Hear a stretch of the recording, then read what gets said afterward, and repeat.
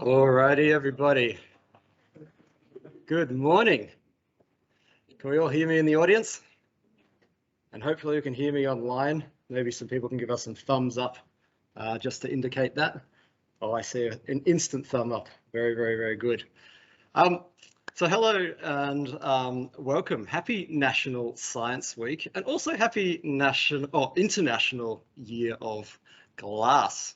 Now, before we get into it, I would first like to acknowledge the traditional custodians on the land in which we are meeting, the Ngunnawal and Ngambri people. I want to recognise First Nations Australians as the very first scientists, the very first educators, and also the very first users of glass. And we pay our respects to the people, the cultures, and the elders of past and present. So today we've got, well, hopefully an exciting talk for you about the natural glass that forms in our environment. Now, I'm going to be one of your speakers. My name is Joe. I'm the Education Centre Coordinator here at Geoscience Australia. And we also have Dr. Mark Norman in the room from the Australian National University, who will be talking to us about glass on the moon. And the other listed speaker is the amazing Amy Dennis, a high school teacher who is working currently for the Academy of Future Skills at the ACT Education Directorate. She will actually be making an appearance via a video in a little bit. So to kick things off, we are going to do a little bit of a warm-up. We're going to get those brain juices flowing, and we're going to start by looking at this picture. Now, hopefully some of you have seen this because we're all users of computers. And sometimes they can be a bit stressful. Select all the squares with traffic lights. Now, for those of you who look carefully and pay close attention, you might be starting to get stressed about the top right-hand corner that has that sub-millimeter bit of black on it. Does it count? Well, we're not going to actually play that specific game. We're going to change it up a little bit. We are going to consider this picture in the context of glass. So I'm going to need some contributions from those of you online, I can see the chat, and for those of you in the audience. Now, I'd like some answers. We're not going to think about just the squares, we're going to think about the objects in this picture. Which of these objects contain glass? Do we have any answers in the chat and also in the room? Louise. Windscreens on the cars, exactly right. Well done. We have someone in the chat saying the building. You are correct. In fact, any other answers in the room? Yes. Streetlights, very good. Any final guesses? Any final answers? The digital display. We have someone in the room saying a digital display, and there's a few people talking about the traffic lights in the chat. No, amazing work, everybody. Yeah, so hopefully, just by looking at this picture, we can recognize that glass is everywhere. And it's very, very important for our modern life and modern technologies, including green technologies. So I'm glad that person online picked up that we had the solar panels in there. So let's carry on and think about what glass actually is. Well, it's an amorphous solid, usually made of silicon dioxide. You know, let's actually delve a little bit into that and figure out what that means. Well, when humans make glass, they use most often the high purity quartz sand. Now, this is mined in places like northern Queensland or northwestern Tasmania.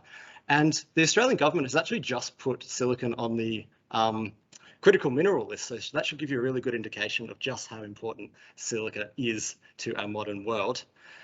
So we grab this high purity quartz silica sand and we add a few chemicals to it. We add a flux, that's to lower the melting temperature of the quartz.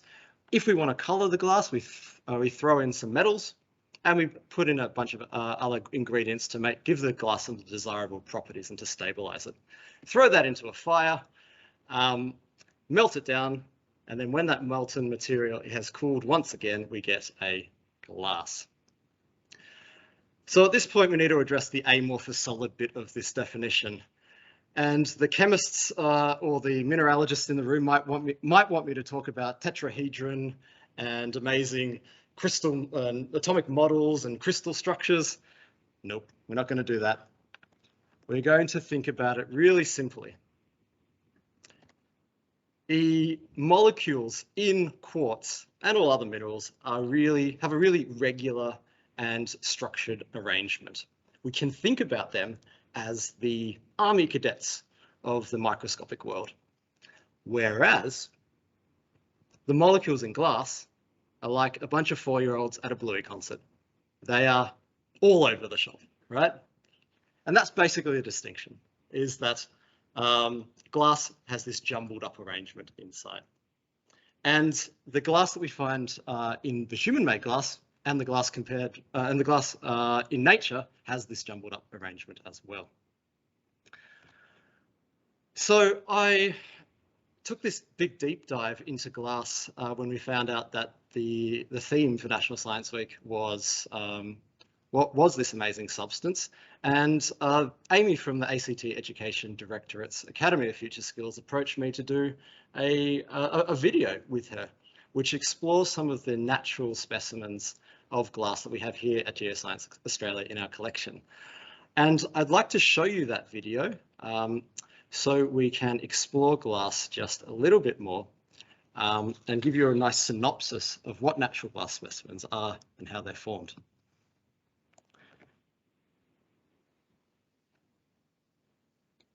Now, we're going to click go on this video, and in about 9 minutes, we're going to be back and we're going to delve a little bit deeper into natural glass. All right, everybody, we will see you in a short moment. It's Amy from the ACT Education Directorate's Academy of Future Skills team. Thanks for joining us for National Science Week 2022, where we're exploring glass. Every day we look through it, but have you ever stopped to wonder how glass is made? These grains of sand are made from quartz, which is also made up of silicon dioxide, or silica. And when we heat them up to extremely high temperatures, they are transformed into glass. As it turns out, there's also a range of ways that glass can be made in the natural world too. Today I'm here visiting our friends at Geoscience Australia to find out a little bit more.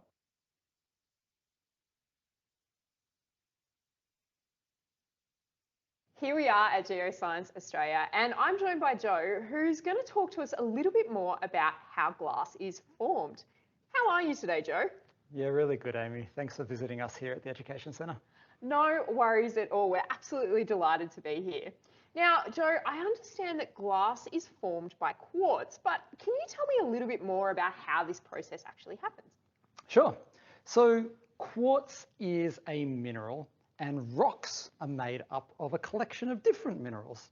We can see feldspar, we can see mica, and we can see quartz, which is the mineral that makes up glass.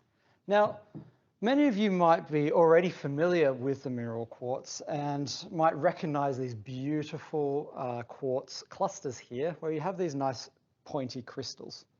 Now, quartz can form in many different shapes. It can form in many different sizes, and it can also be lots of different colors.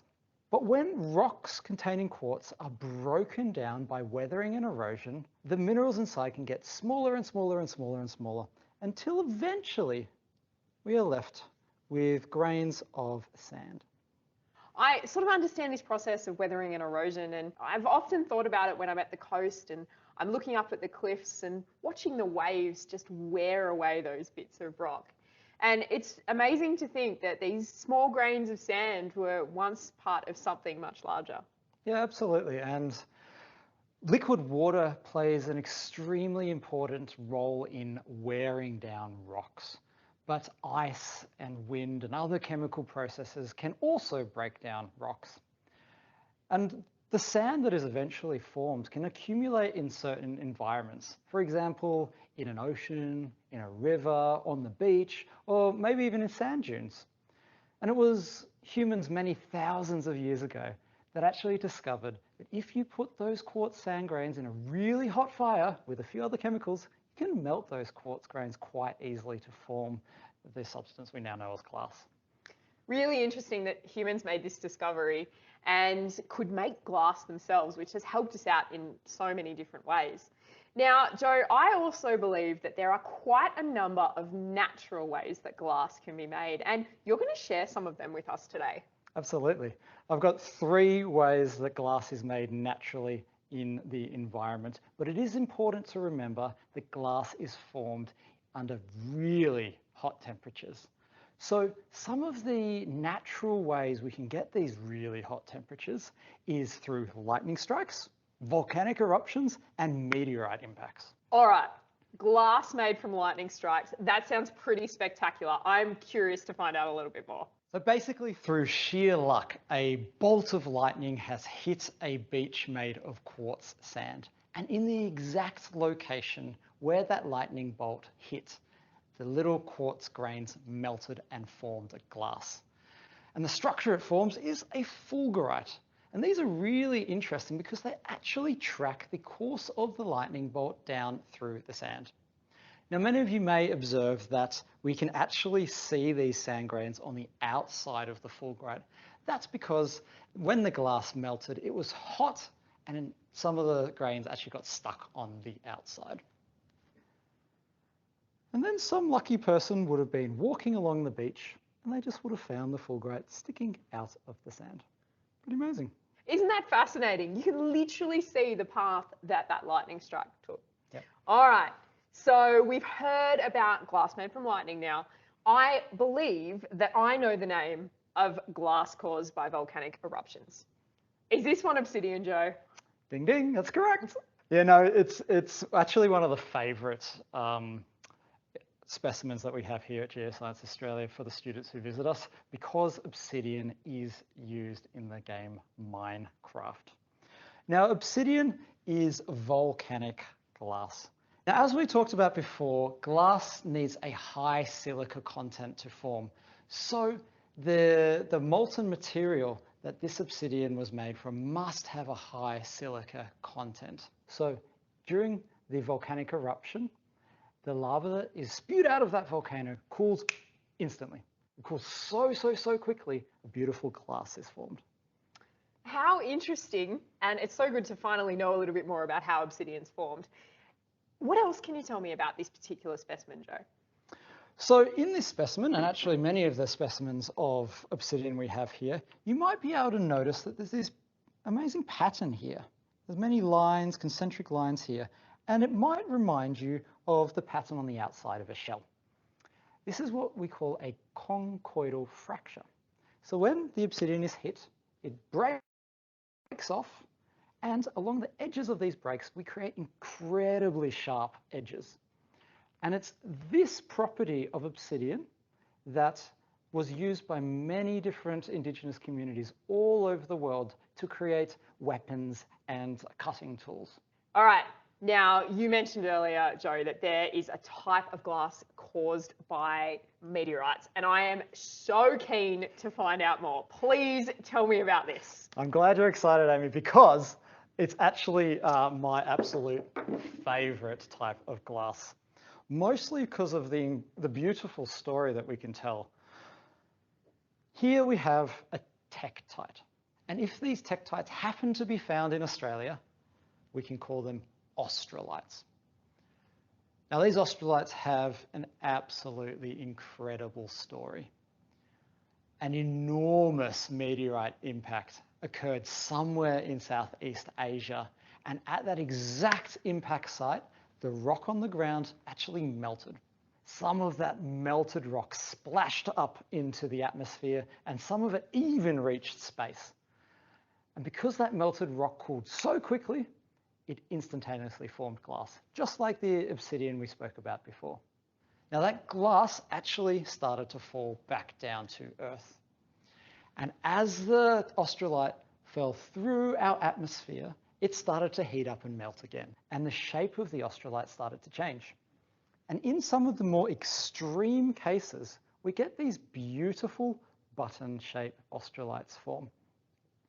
We might be able to observe, by looking closely, that we can see the actual ripple marks of the glass melting, frozen in time for us to see and study today. I can absolutely understand why this would be your favourite type of glass, Joe. What an amazing story. These little pieces of glass have literally been on an out of this world adventure. So these tiny space travelers achieved something that humans had long dreamed of. They started on Earth, they made a trip to space, and then they made it safely home again. It's this beautiful story that sparked the interests of many scientists, so much so that scientists from NASA actually started to study these Australites because they wanted to learn a bit more about the shape and the chemistry of these little bits of glass and use that to inform how they build their re-entry spacecraft to bring astronauts from space back to Earth safely to their families. It's pretty wild, pretty exciting. I cannot believe that these tiny bits of glass were so important in designing spacecraft. It is amazing when we can look to nature to inspire some of our best developments in science.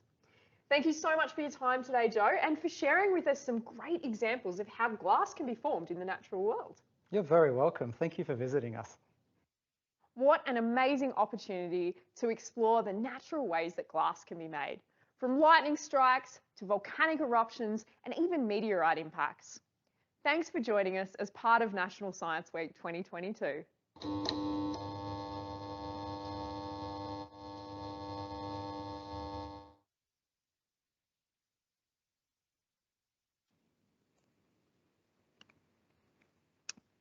Alrighty, everybody. I hope you enjoyed that. This was a resource made for students, but I hope the appeal was broader as well. As we head back to my slides,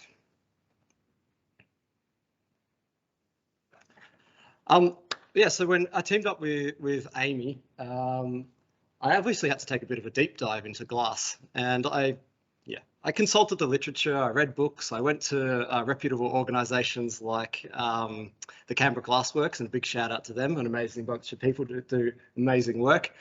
But I also, in my research, watched all 34 episodes of the Netflix series Blown Away, which I highly recommend you watching, but basically a competition where glass artists compete against each other to make the best glass pieces of art and best glass forms. And I was struck by watching that show about how the amazing artists actually utilized the properties of glass to make these amazing different shapes. And I came to start to think about glass as basically a material frozen in motion. So let me delve a little bit deeper into that.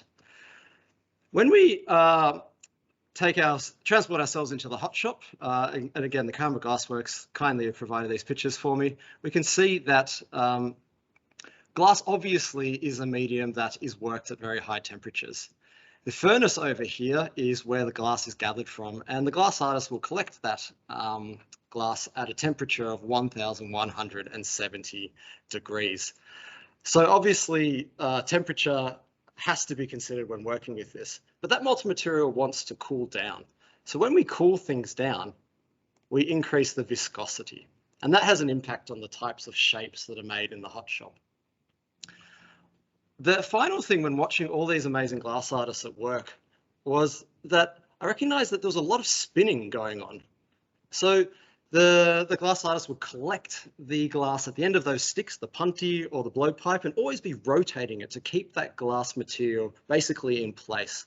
And in some cases, like you see in that bottom picture, the glass is spun so quickly that the material, under an apparent centrifugal force, is actually drawn outwards, and these amazing disc-shaped rondelles are made. So it's in this context that I want to delve a little bit deeper into natural glass. And while obsidian and fulgurites are amazing bits of natural glass, I wanted to focus on tektites and the amazing shapes that they come in, because I think there is really strong parallels between the amazing shapes and forms in the hot shop, as well as the shapes made out in nature, basically all dependent on temperature, viscosity, and some kind of rotation. So as I mentioned in that video, the tektites that we find in Australia are called australites. So we're going to focus on the event that formed them. And there are a number of tektite forming events that have happened through Earth's history, but the one we're going to concentrate on now is an event that occurred around 790,000 years ago. And the most recent theory is that the impact location is actually in southern Laos. And so this hypervelocity impact is the source of the heat that we need to melt that glass. We're not going to have a furnace here. Instead, that rock from space is going to pummel the ground and instantaneously melt that rock on the Earth and splash that up into our atmosphere. And that glass is going to tumble through the air and fall at various distances away from the crater. Some of that glass will stay in the crater, some will be a bit further away, and some will be even further away. And if you put the two bits of information on this slide together, you recognize that if the impact site is in Laos and we're finding them in Australia, they've obviously traveled an enormous distance. And that plays a role in the amazing shapes of tektites that we find in nature. So let's delve a little deeper into some of those amazing shapes that I briefly showed you in that slide before. The first one to talk about are spheres. So when that blob of molten glass gets flung out into the atmosphere, surface tension can draw it into a ball. That's one thing. However, if a ball like that has an apparent some angular momentum and starts to spin, the mass is going to want to start to be drawn outwards. And during that process, we get these structures that is aptly named boats. And if that boat continues to rotate and spin and it remains liquid, the mass on either side of it is going to be drawn out even further into these amazing dumbbell shapes.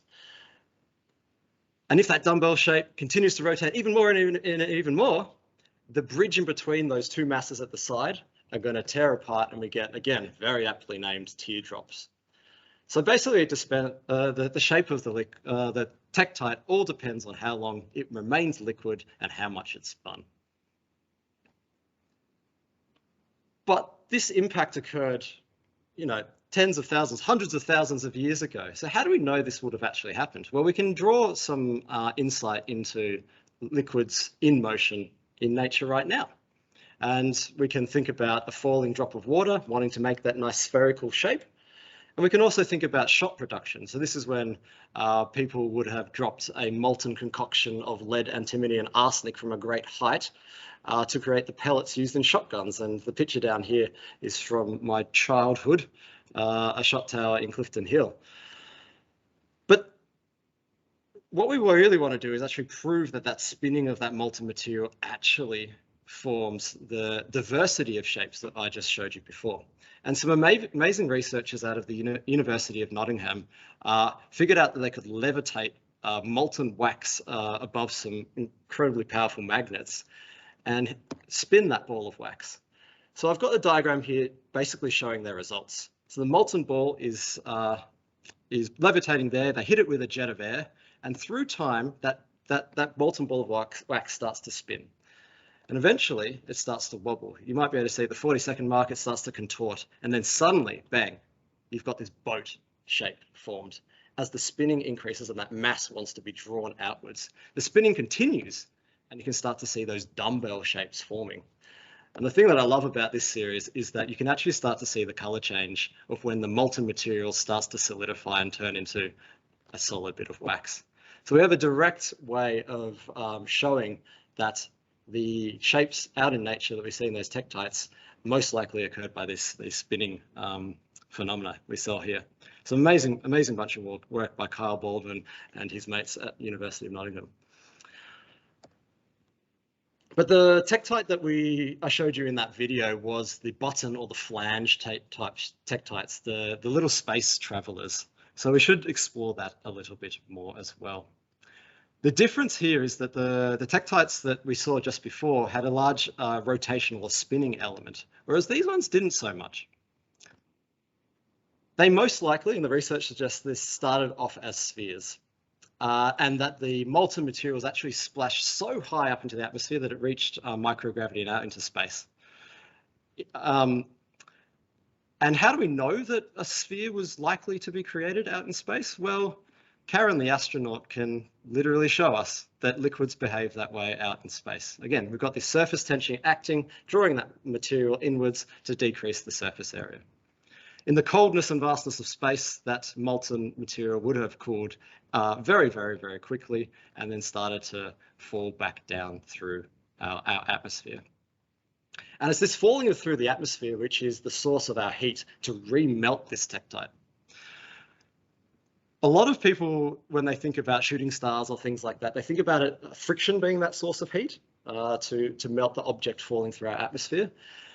But what researchers actually think is that when the tektite or other body entering our atmosphere hits the gases in the atmosphere, they hit it so quickly that on the bottom downward facing side of the tektite, the gases are actually compressed so quickly and so much that they produce a white hot plasma that actually melts the glass on the underside, and that glass then sort of dribbles up and moves off the tektite, and then we lose a bunch of material off the edge. And we call this process called ablation, and we get an overall volume decrease. Now, as that tektite interacts with more of our atmosphere, the speed decreases. So therefore, the temperature is going to decrease and the viscosity is going to increase. So that melted glass is actually going to run more slowly. And instead of the glass falling off the edges, it starts to collect around the edge, which is how we get this nice sort of rim around the tektite that we see in the picture on the left. This is called the flange. And down the bottom of that picture, you can see the ripple marks that are, or ring waves that are described in that video. And this is basically preserving that tektite in motion. It's the point at which it's solidified.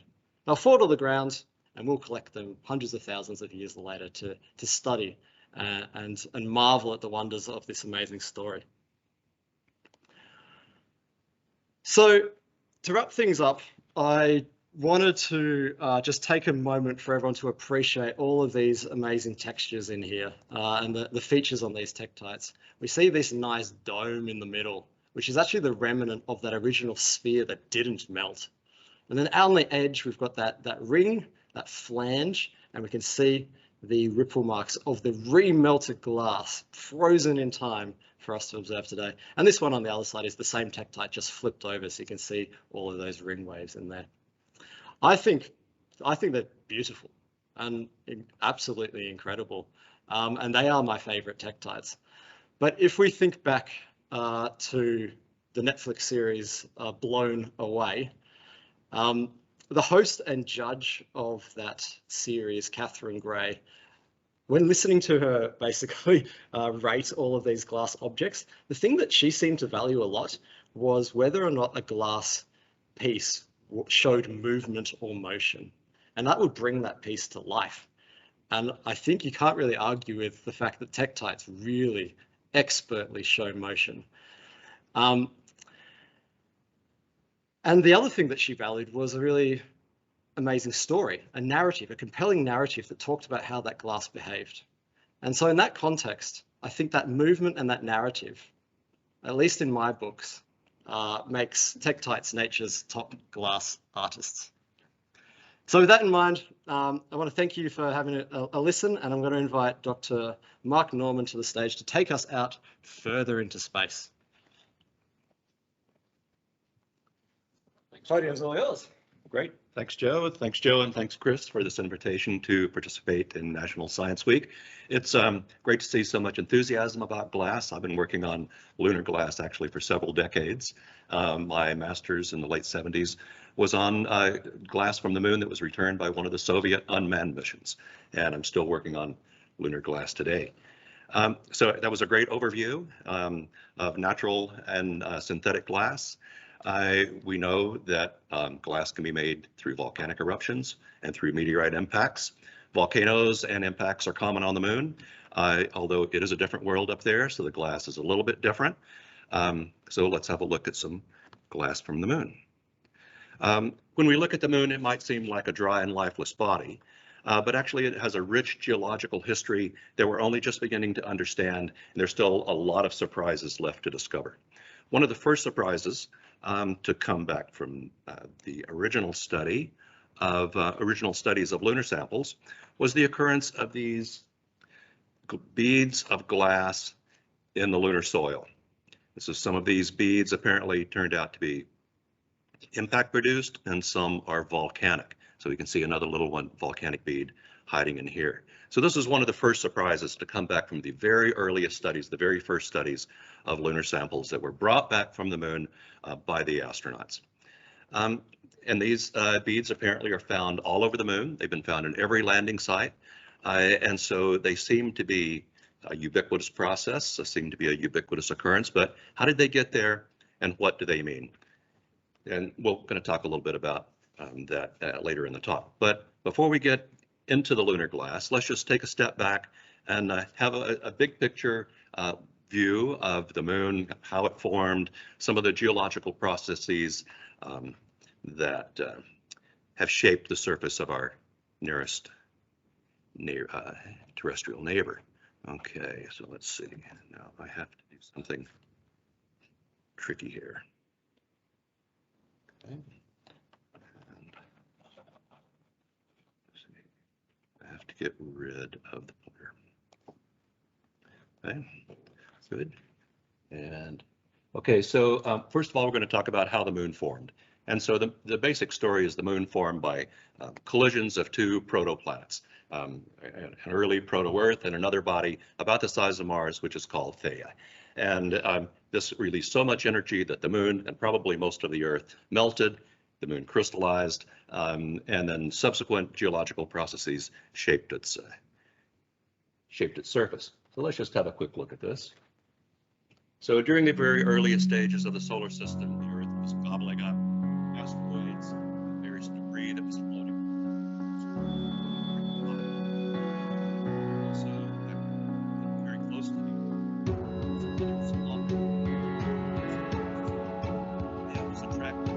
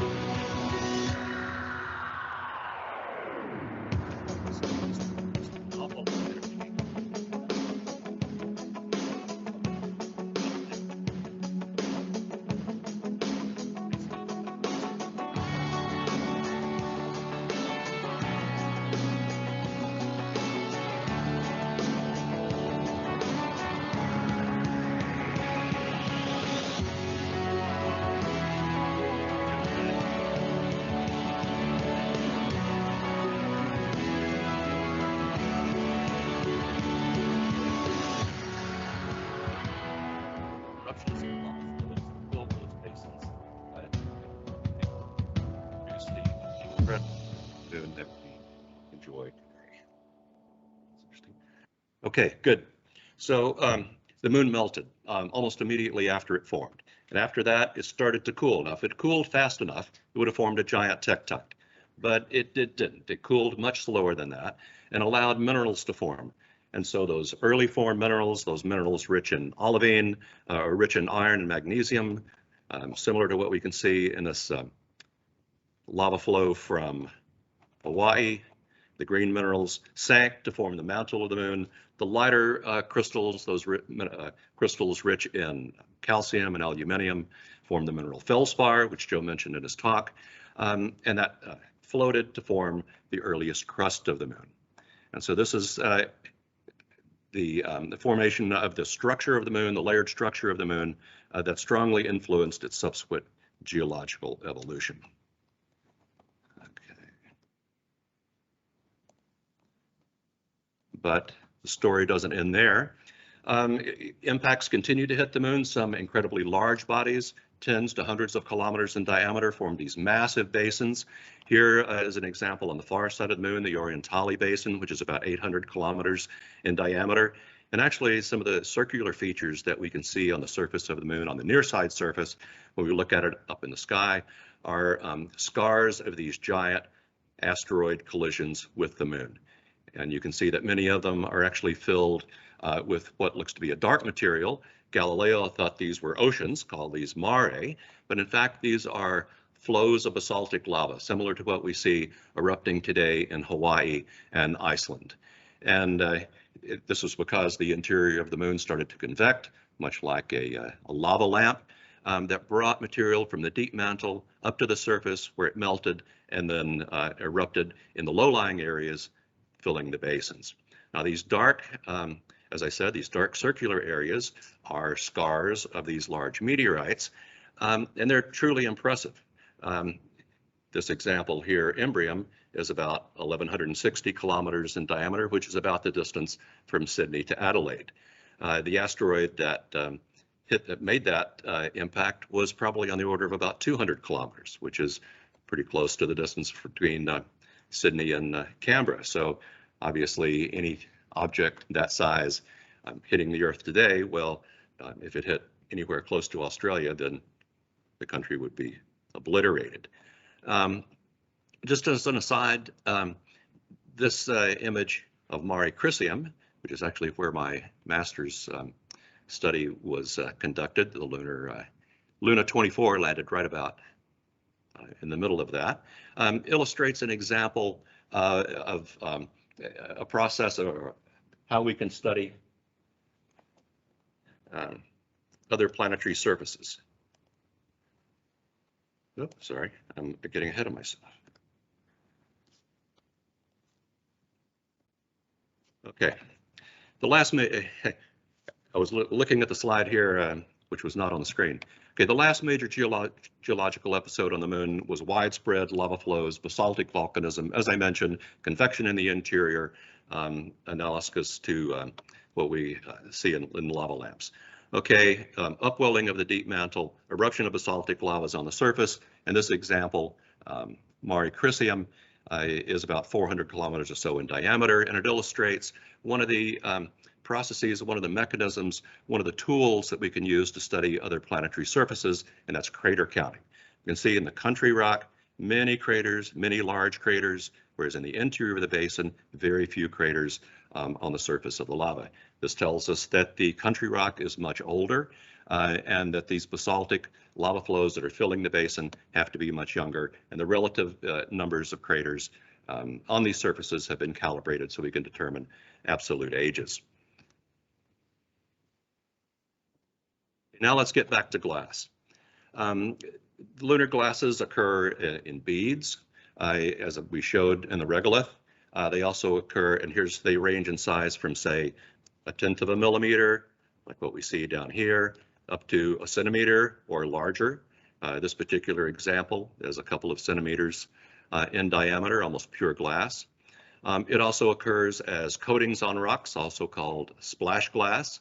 And this example illustrates actually another interesting phenomenon, that the surface of this glass, which was exposed to space, is pockmarked with these tiny zap pits, which were formed by further impacts of grain-sized sands of dust, micrometeorites, hitting the surface of the moon.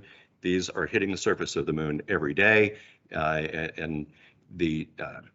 but they are burned up by the atmosphere on Earth. And so what this tells us a couple of things is that, one, that the glass on this rock must be very young because it was basically sitting on the surface of the moon. Since it was emplaced, it wasn't tumbled over the regolith, as you might expect if it had been on the surface for a long time and subject to gardening by further meteorites. It also gives us some idea of the numbers of these micrometeorites that are hitting the moon and coming into the inner solar system. Basically, they would be hitting the Earth if they weren't destroyed by the atmosphere. And this could be important as we explore space. We have astronauts on the surface of the moon. We have bases on the surface of the moon. We have astronauts and other structures at the space station. And all of these are going to be exposed to these micrometeorites and could cause significant hazards. So we need to know something about them as well. And so I think what we are seeing down here is some examples of volcanic glass, these green glasses, which are again rich in iron and magnesium. And here, over here on this other side, we have impact glasses, which show many of the same shapes that Joe was talking about for tektites. Look at that a little bit more here. So volcanic eruptions spew lava into the cold vacuum of space. Surface tension draws these droplets into spheres, and these spheres are quenched to glass and accumulate in the regolith around the volcanic vent. In contrast, meteorite impacts scatter material, spew material great distances, as Joe was talking about for the tektites. In fact, we can see many of the same shapes in the lunar impact glasses that we do in the tektites. We have spheres, we have boats, we have dumbbells, we have teardrops. And what we can also see is that there's some differences in the physical characteristics of these two different types of glasses. The volcanic glasses tend to be very clean. They lack surface deposits for the most part. They're almost gem-like in their quality, whereas the impact glasses are a bit dirtier. You can see that they have crusts on the outside. They have maybe some crystals forming on the inside of the glass. They have different colors. And this is one way, we'll talk a little bit about this later in the talk, how we can distinguish volcanic glasses from impact glasses, which impacts how we understand these in terms of the history of the moon. Okay, as Joe mentioned, metals add color to glass. There's no quartz sand on the moon. There's no water. There's no beaches. There's no oceans. There's no atmosphere. And so there's very little in the way of free silica or silicon dioxide. Silicon dioxide is a component in most silicate rocks, obviously, but this is metals that are present in the target or in the magma give the glasses their color, similar to what is produced by stained glass or some of these beautiful glass structures that Joe showed. For example, these orange glasses are rich in the element titanium, iron, magnesium, other metals provide different colors. And we can use the compositions and the colors of these glasses to relate them to specific regions of the moon. Obviously, we know where these glasses were collected, but that only tells us something about one particular point in space and time on the moon. So by comparing the compositions and the colors of the glasses to global maps of element distributions, we can say something more general about the structure of the moon and how it formed and how these different geological provinces came to be. For example, these titanium-rich glasses are probably related in some way to these titanium-rich regions, which are mapped here in red, whereas these clear glasses are low in uranium and probably relate more to these crustal regions, which are poor in those elements.